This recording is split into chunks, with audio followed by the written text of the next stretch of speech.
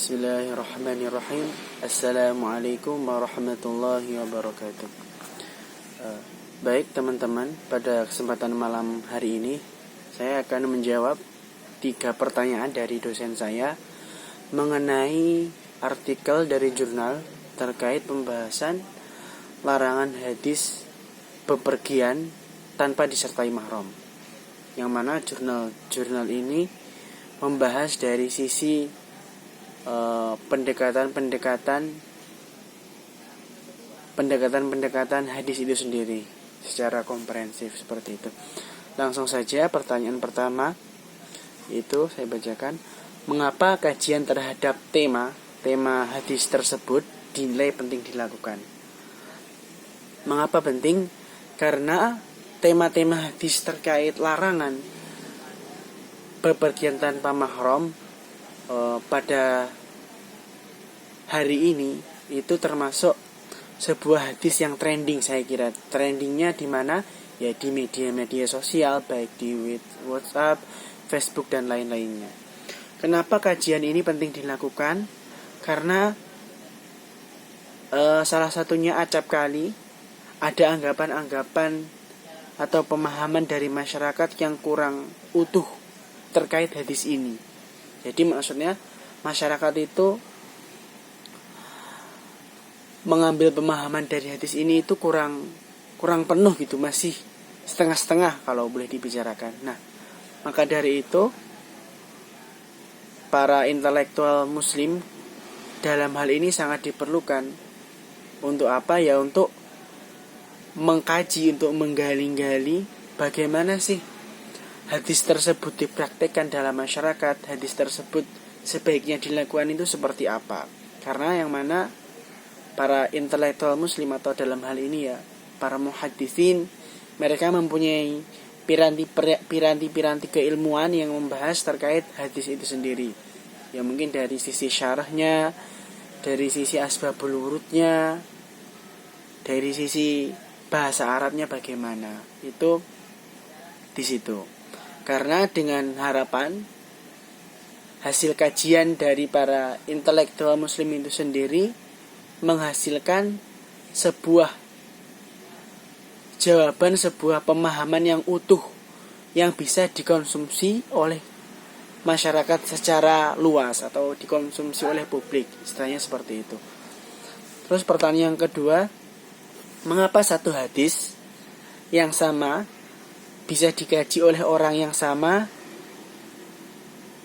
namun dengan kesimpulan yang berbeda? Satu hadis memberikan banyak ragam perbedaan pemahaman.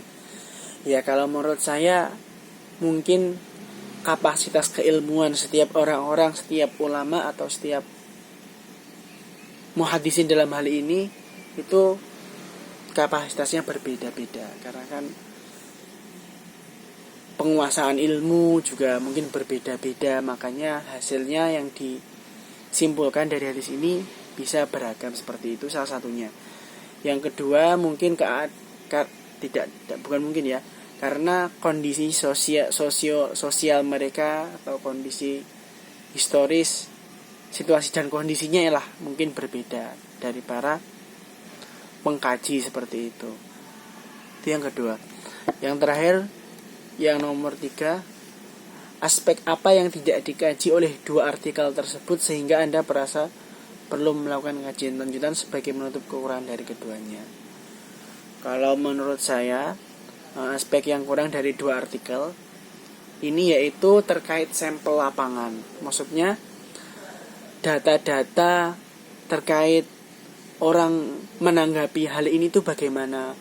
Oh, mohon maaf, siapa maksudnya yang dituju itu terkait bagaimana pendapat Anda terkait hadis larangan bepergian tanpa safar. Kan mungkin bisa dikumpulkan data-data dari masyarakat secara konkret sehingga diharapkan data-data dari sampel itu bisa menguatkan argumen penulis dalam hal ini. Seperti itu yang pertama. Yang kedua, kalau saya perhatikan kesimpulan dari kedua jurnal ini kurang mengerucut, maksudnya hanya menyajikan perbedaan-perbedaan para ulama, perbedaan para intelektual, para intelek ini masih banyak perbedaan. Oke lah, kalau masalah perbedaan sudah banyak saya kira. Cuman yang kurang di sini itu terkait kesimpulan yang mengerucut. Maksudnya hasil akhirnya itu bagaimana terkait tanggapan terkait hadis ini. Apakah hadis ini hadis yang mengatakan larangan berpergian tanpa safar ini maksudnya begini loh itu kurang. Maksudnya kalau yang membaca mahasiswa seperti saya ini yang masih baru belajar mungkin memang agak kurang menyimpulkan, karena ya hanya menyajikan